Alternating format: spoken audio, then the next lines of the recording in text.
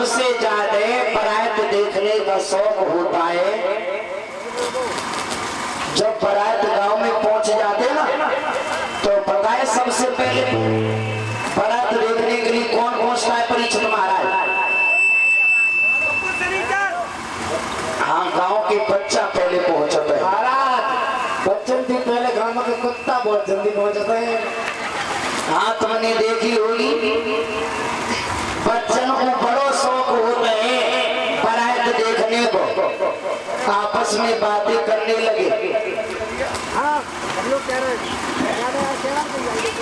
जवाब दिया, अरे भैया, अरे लाला चल गौरा बुआ की बारातें, चल फूफा देखे आए, चल भैया मौसा को देखे आए, चल भैया चल। चल अब तो बच्चन ने टोली बनाई और धीरे धीरे चल चल लाला चल। चलो भैया। और दूर से बारात देखी परीक्षित महाराज, तो सबसे आगे आते कौन? ब्रह्मा जी। ब्रह्मा जी हंस पर सवार हैं, बड़े सुंदर लग रहे हैं। और भगवान श्री हरि विष्णु गरुड़ पर सवार हैं, और इंद्र अपने ऐरावत हाथी पर सवार है। कहने लगे भैया यही नहीं समझ में आते जा में दूल्हा कौन सो है? ला पूछे कैसी भैया बारात, हमने कबूलाएं देखी आज से पहले। हाँ, और तो पहुंचे दूल्हा तुम ही हो? ब्रह्मा जी कहने लगे नहीं नहीं नहीं, दूल्हा पीछे आ रहा है। अब पीछे पहुंचे श्री हरि नारायण से पूछी तुम ही दूल्हा? जवाब दिया नहीं, हम दूल्हा नहीं है, दूल्हा पीछे आ रहा है। अब भोले बाबा टूड़े नादिया पे सवार बैठे, और धीरे धीरे बच्चा पूछत भाई, और जो पीछे पहुंचे और जो शुक्र शनिचर को देखो और भोले बाबा को कोई दूल्हा ही ना बताए। हाँ, और जो शुक्र शनिचर को देखो, अब तो बच्चा सब चिल्लाने लगे ना, बच्चा भागने लगे, एकदम मैया के साड़ी के पल्लू में जाएंगे तो बग गए। अरे मैया, गौरा बुआ की बारात नहीं आई, बामे तो मेरे लंबे लंबे दांतन वाले हुआ है हुआ। बच्चा बड़े परेशान कहने लगे, जवाब दिया मैया, अरे मैया नगर में आए रहे हुआ।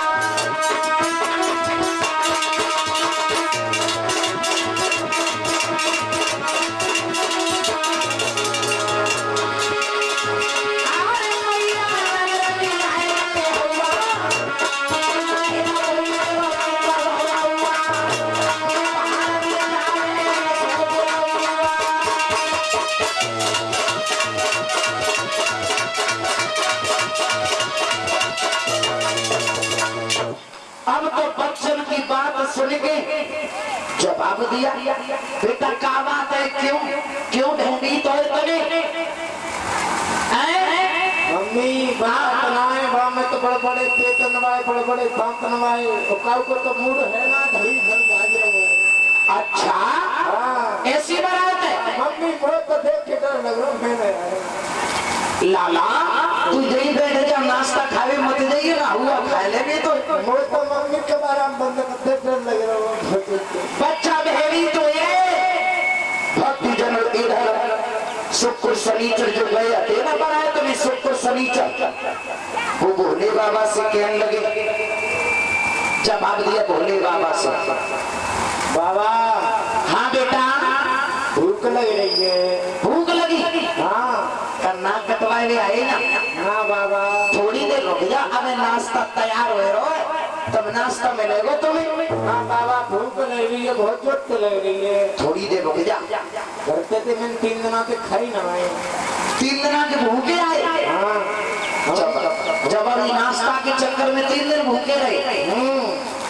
जवाब दिए भोले बाबा भूखे, भोले बाबा भूखे, भूख लगी है। हाँ भोले बाबा सोचने लगे मुझे मानेंगे नहीं। जवाब दिया भाई मानेंगे नहीं।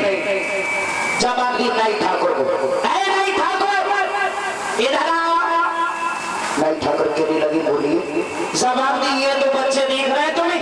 महाराज ये 2 बच्चे? हाँ ये दोनों बच्चे, ये बहुत ही भूखे हैं, बारात में आए, बाराती आए। महाराज ये तो बहुत सुख हुआ, बहुत भैया जी के दिनों के भूखो है। हाँ तुम ले जाओ, इन्हें नाश्ता करवा लो। ठीक है, चल भैया। अब तो नाई ठाकुर धीरे धीरे मैना मैया के पास में पहुंचे। जवाब दिए, मैया ये दोनों बच्चे बराती आए हैं, इन्हें बहुत जोर से भूख लगी है, इन्हें भोजन खिलवा दो। मैया मैना कहने लगी, बेटा भूख लगी तुम्हें? हाँ ठीक बैठ जाओ, अबे हम डबुआ पत्थर लाए रे। ठीक है ठीक है। अब तो मैया मैंने डबुआ पत्थर लाए के परोस की पूरी ले गई। शुक्र शनिचर ने डबुआ पत्थर घड़ी करे और खाएंगे। अब मैया आई, लाला डबुआ पत्थर कहाँ है? भैया हम तो खाए ले, डबुआ पत्थर खाएंगे। हाँ और गोलुआ वो खाएंगे। जवाब दिए, गोलू खाएंगे। मैया को गुस्सा आएगी, पूरी छबरिया पकड़ी और वहीं पलट दे और सब्जी ले भी गई। तब तक शुक्र शनिचर ने सबरी पूरी साफ कर दी। अब मैया को गुस्सा आई, पूरी बाल्टी सब्जी मई पटक गई और पूरी ले भी गई। तब तक एक ही बार में चट करेंगे। शुक्र शनिचर सब सब्जी चट। अब पूरी लाए तो सब्जी लाए, सब्जी लाए तो पूरी लाए। मैया मैना हाथ गई, हे भगवान जी कितनों खाते हैं, ये बालक ही ये बवाल है। भैया भूख लग रही है। लाला भूख लगी? हाँ अबे रुक जा, अबे रुक जा लाला। अब तो मैया भागम भाग भागम भाग, जो भी सामान पूरी बारात के लिए बना था वो दोनों ही शुक्र शनिचर खा गए। और जब शुक्र शनिचर खा गए तो कहने लगे, मैया भूख लगी? हाँ मैया कहने लगी, लाला अब हम बच्चे हमें खाए लो और जिन नाई बच्चों जाए खा लो और जो करवैया बच्चों जाए खाए लो। ले आ मैया भूख लग रही है। जवाब दिया लाला,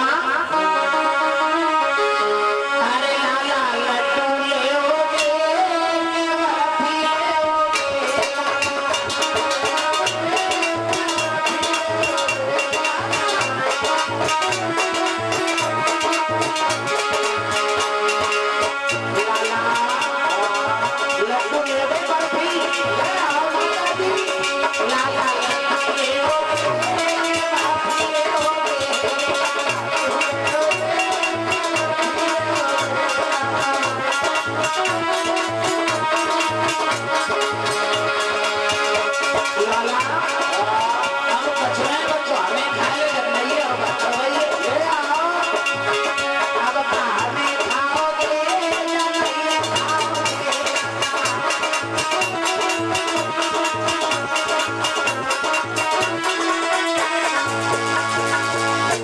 लाला अब नाई को छोड़ो। शुक्र शनिचर कहने लगे, मैया नाई ठाकुर को ले आओ। और जो नाई ठाकुर ने ये बात सुनी, नाई ठाकुर कहने लगी, मैया मेरा नाम मतलब कि सबरा भोजन खाएंगे? अरे मोए खाएंगे में कितनी देर लगेगी, मैं अभी मरना नहीं चाहता हूँ। नाई ठाकुर ने दोनों हाथों की मुट्ठी बांधी और भागम भाग भागम भाग भागम भाग भोले बाबा के चरणों में जाके लेट गए। प्रभु मैं मरना नहीं चाहता हूँ, मुझे बचा दो। नाई ठाकुर क्या हुआ, क्या बात है? बाबा जी तुमने दो बच्चे भेजे थे। हाँ क्या किया उन्होंने? वे तो हमें खा रहे और सगर उपास खाली करते उन्होंने। सबरा पास खाली कर दिया। हाँ और सबरी दावत खाए। हाँ और हमें खाएगा की कह रहे। जवाब दिया, प्रभु वो जो भी सामान पूरी बारात के लिए दावत बनी थी, सबरी दावत तो ही खाएंगे। और मैया मैना ने कही, अब का हमें खाओगे कि नैया को? वे कह रहे, ले आओ। बोले बाबा मैं मरना नहीं चाहता हूँ, मुझे बचा लो। जवाब दिए, चिंता मत करो, लो एक ढाई पत्ता तुलसी के ले जाओ, दोनों को आधा आधा खिला देना। नाई ठाकुर दोनों हाथ जोड़ के कहने लगे, प्रभु वो सारी दावत खाई गई, जो भी सामान था उनसे पेट नहीं भरो। ये ढाई पत्ता तुलसी के उनके पेट तक ही मैं पहुंच पाई, मैं नहीं जाऊंगा प्रभु। जवाब दिए, मानो तो चले जाओ। भोले बाबा के कहने से ढाई पत्ता तुलसी के लेके गई। नाई ठाकुर ने दोनों थोड़ी ले बेटा खा लो। भोले बाबा की कृपा से जब ढाई पत्ता तुलसी तुलसी के आधे आधे खाए, अब तो ओम करके तो ना उठो। लाला और खाओगे कुछ? अब ना चाहिए मैया। अरे नहीं खा लो। अब तो जमाने बदल तो फटेगा। अरे अबे तो तुम कह रहे और ले आ और ले आ और ले आ। अब आया बस बहुत है। अरे नहीं और खा लेने का। अब ना कुछ चाहिए, अब ना चाहिए कुछ, अब ना चाहिए कुछ। कहने लगे अब नहीं मैया कुछ चाहिए।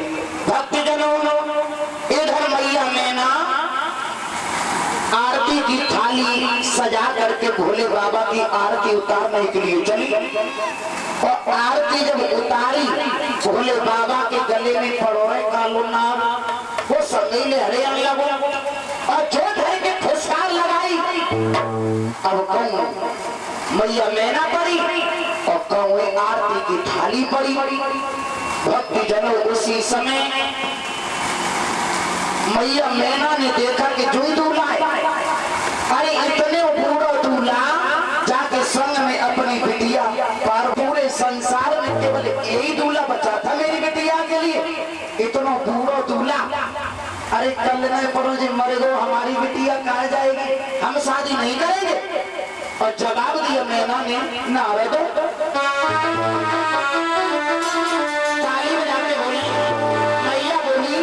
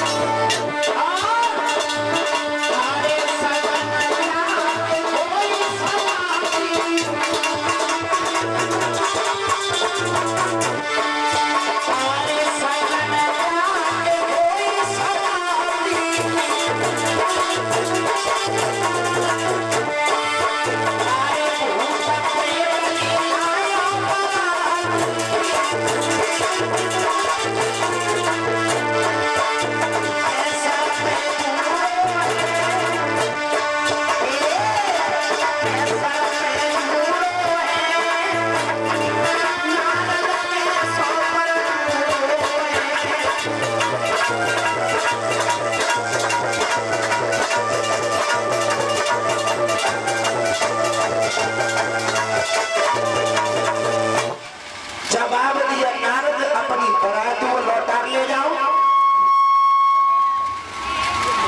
और अपने दूल्हा को भी ले जाओ, हमें ये शादी नहीं करनी है। नारद कहने लगे मैया हम बारात को भी ले जाएंगे दूल्हा को भी, अपनी बिटिया से एक बार पूछ लो, अगर उसे ये विवाह मंजूर नहीं हो तो हम बारात को लौटा ले जाएंगे। जवाब दिए नारद जब हमें दूल्हा पसंद नहीं है तो हमारी बिटिया को ये दूल्हा कैसे पसंद आ जाएगा। जवाब दिए पूछ लो एक बार। अब मैया मैना पहुंची अपनी बिटिया के पास, बिटिया ओ मैया मेरी बच्चिया, बिटिया देखो हमें दूल्हा बिल्कुल पसंद नहीं है, और हमें माल में जब हमें पसंद ना है तो तुम्हें पसंद ना है। देखो जब हमें मने करेंगे तो अच्छा नहीं लगेगा, बिटिया तुम्हें मने कर दो। मैया हाँ सब बात कहियो पर जय बात मत कहियो। क्यों हम शादी करें तो भोले बाबा तो करें न टमाटर के पेड़ में फांसी दे मरते जवाब दिया जय दूल्हा तो अच्छा लगे रो, जय बहुत अच्छे लगे हमें। अरे बिटिया मान जा, देखो कितने बूढ़े दूल्हा, बहुत सुंदर है।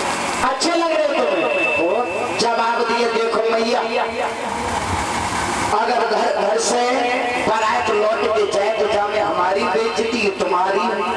अब जैसे हैं तैसे सब ठीक ही है, हमारी शादी ये नहीं कि सब कर दो। जवाब दिए, जब तुम्हारी राजी बिटिया तो हम कौन होते मना करने वाले?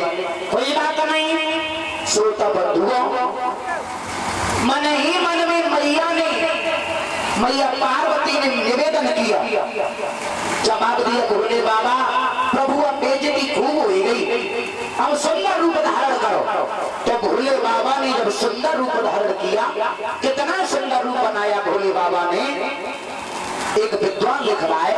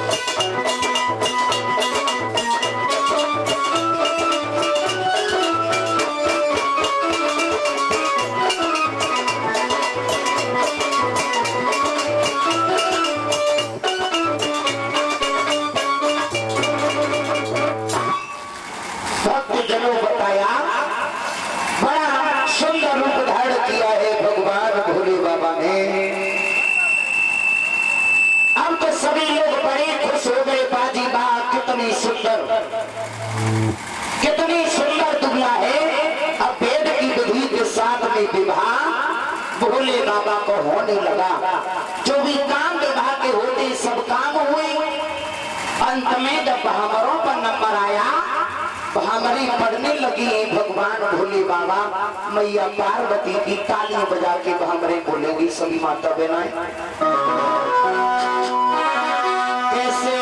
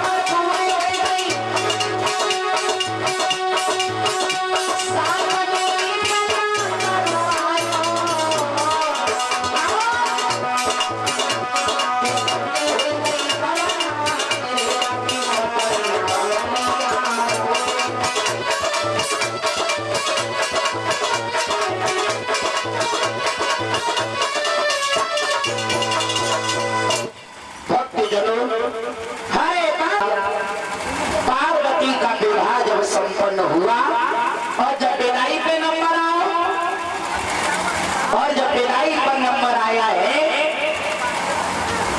तो अपनी मैया के गले में गलभैया डाल के और पार्वती रोने लगी।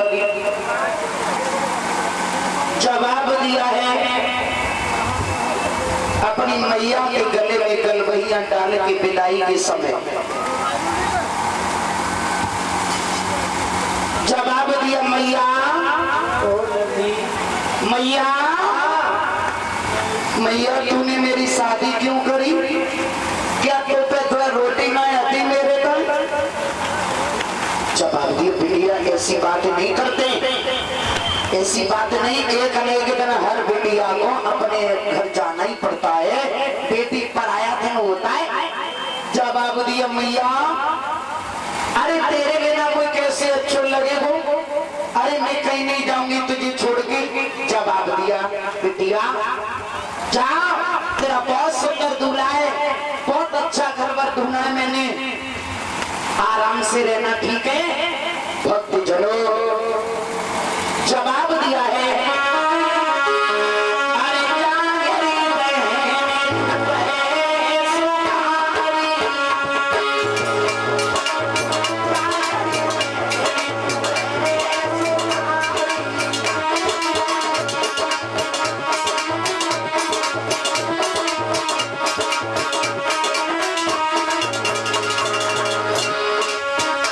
I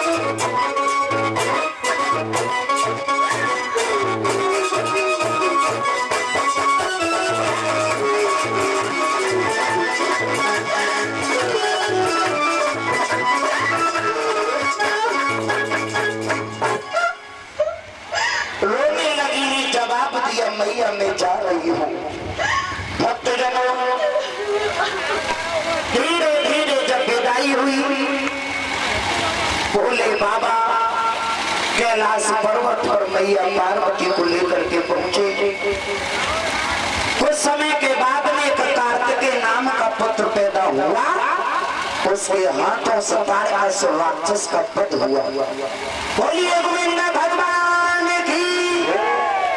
एक ताली बजा के 2 लाइन का भजन बोले, उस ताली बजा के बोलेंगे भजन।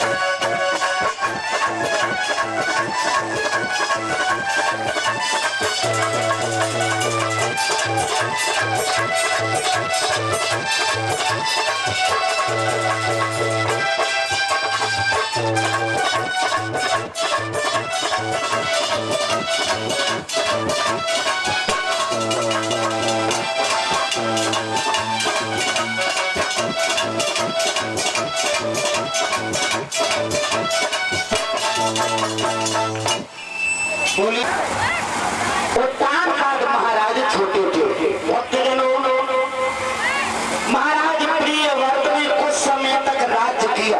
ध्यान देंगे मेरी ओर। महाराज प्रियव्रत बड़े थे और आज भी ये प्रथा है कि बड़े पुत्र को ही घर का मुखिया बनाया जाता है, मतलब पिता के बाद में। तो बड़े पुत्र को राज दिया जाता था। भक्तों, महाराज प्रियव्रत ने कुछ समय तक राज्य किया, फिर अपने छोटे भैया उत्तानपाद को राज दे गए। महाराज उत्तानपाद का नाम सभी ने सुना होगा। अब हम ये बताने जा रहे हैं कि छोटी सी उम्र में बेटा ध्रुव ने किस प्रकार से भगवान की दर्शन किए। भक्तों, उत्तानपाद महाराज जो अयोध्या के राजा थे, चक्रवर्ती सम्राट थे, परीक्षित महाराज। चक्रवर्ती किसे कहते हैं?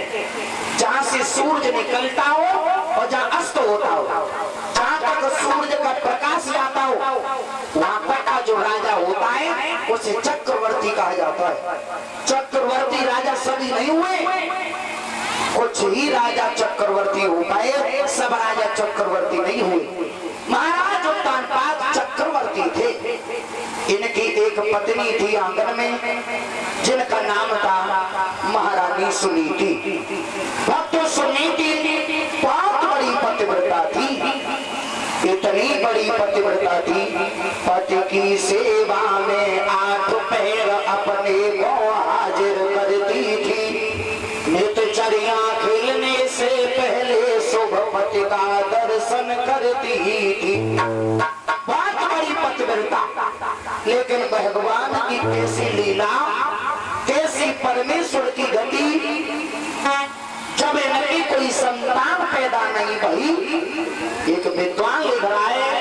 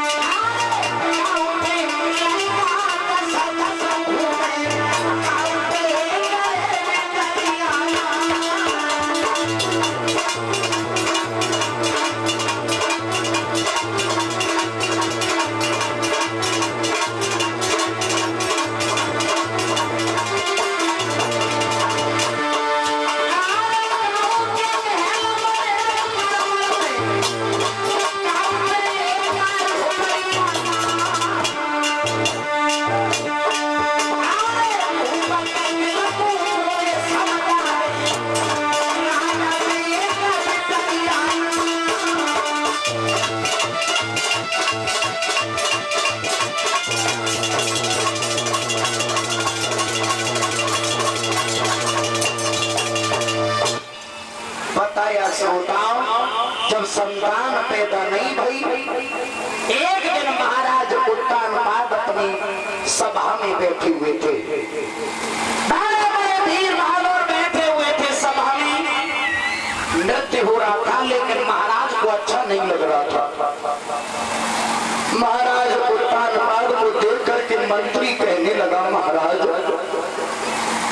बार बार तुम ओठों पे जीभ फिरा रहे हो, बार बार ओठों पे पपड़ी आ रही है, हमें ऐसा मालूम पड़ रहा है कि तुम आज दुखी हो, तुम्हारा सभा में मन नहीं लग रहा है, तुम्हें अच्छा नहीं लग रहा है। जवाब दिया मंत्री, तुम सत्य पहचान रहे हो, आज मुझे सभा में अच्छा नहीं लग रहा है। जवाब दिया महाराज, सभा में अच्छा नहीं लग रहा है तो चले जाओ महारानी के महलों में घूमे आओ, फिर चले आना। जवाब दिया ठीक है। मंत्री के कहने से धीरे धीरे उत्तानपाद महाराज चले। रास्ते में एक मेहतरानी झाड़ू लगा रही थी परीक्षित महाराज, और उस मेहतरानी ने एक नजर महाराज को देखा, फिर मुंह फेर करके खड़ी हो गई। उत्तानपाद महाराज कहने लगे, जाती मेहतरानी, तूने हमारे मुंह को देखना गवारा क्यों कर दिया? मैं काना नहीं हूँ, लगड़ा नहीं हूँ, अंधा नहीं हूँ, कुरूप भी नहीं हूँ, तूने मेरा मुंह क्यों नहीं देखा? महाराज, हाँ, आपका चेहरा देख लेते हैं तो हमको भोजन नहीं मिलता है। भोजन नहीं मिलता? क्यों नहीं मिलता? महाराज, आप निर्वंशी राजा हो। इतनी बात जब सुनी, जवाब दिया, क्या निर्वंशी? अरे हमारा जो मुंह देख लेता उन्हें भोजन नहीं मिलता? मंत्री, ये महाराज मेहतरानी के यहाँ पर 10 लोगों का भोजन भिजवा दो। जो आज्ञा महाराज। 10 लोगों का भोजन भिजवा दिया, लेकिन भगवान की ऐसी कृपा, उसके यहाँ 10 रिश्तेदार आ गए, सारे भोजन को खा गए, मेहतरानी भूखी रही। मंत्री से पूछ लिया, मंत्री ये महाराज मेहतरानी ने भोजन किया? महाराज, उसके घर 10 रिश्तेदार आ गए, भोजन खा गए, यानी मेहतरानी भूखी रही। दिमाग में झटका लगा, इसका मतलब यह है कि अब मैं अपनी प्रजा को मुंह दिखाने के लिए लायक नहीं हूँ। नहीं, हे परमेश्वर, अब मैं संसार में नहीं रहूंगा। धीरे धीरे उदास चेहरा लेकर के अपनी महलों की महारानी के पास पहुंचे, और इधर महारानी ने अपने पति को आते हुए देखा। बहुत बड़ी पतिव्रता थी महारानी सुनीति। अपने पति को जब देखा,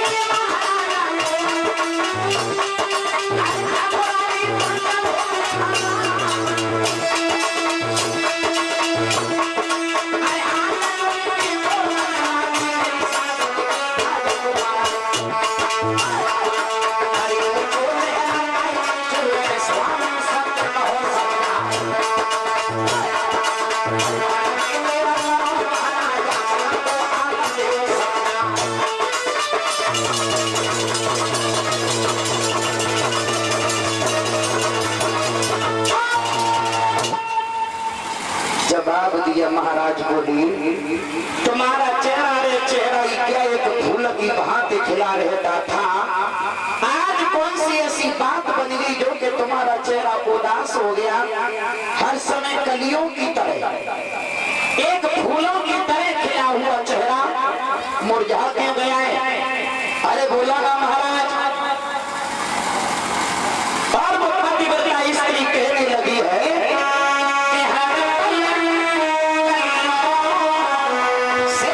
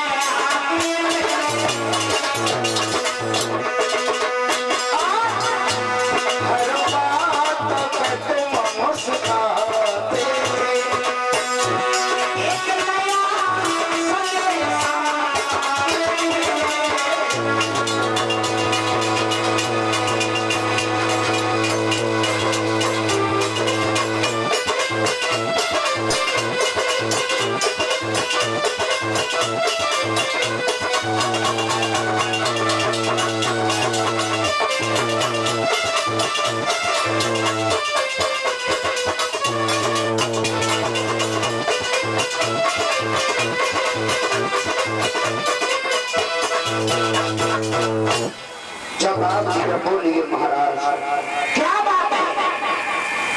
इतनी बात सुनने के बाद में जवाब दिया, महारानी मुझे बैठा रहने दो। अरे मैंने पूछा कि मैं क्यों दुखी हूँ? क्यों नहीं पूछे? धीरज धर्म अरे मित्र और नारी आपत्ति काल अरे परखियो चारी आपत्ति काल। आपत्ति के काल में पत्नी की और मित्र की परख हो जाती है। महाराज बोलो तुम्हें कौन सा कष्ट है? हम तुम्हारा साथ देंगे क्योंकि हम तुम्हारी पत्नी अर्धांगिनी।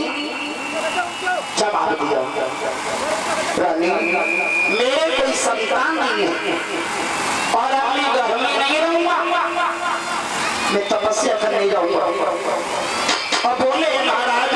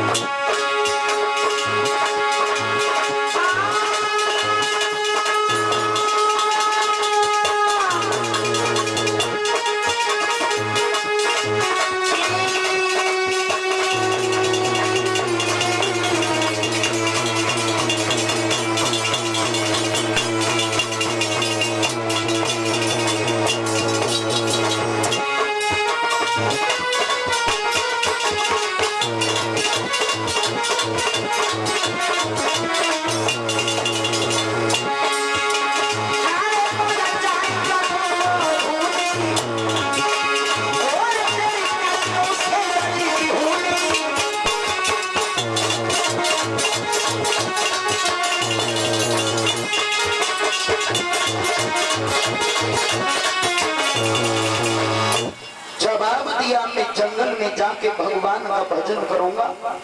अब भगवान जब मुझसे खुश हो जाएंगे तो एक ही वरदान मांगूंगा, प्रभु मेरी पत्नी के गर्भ से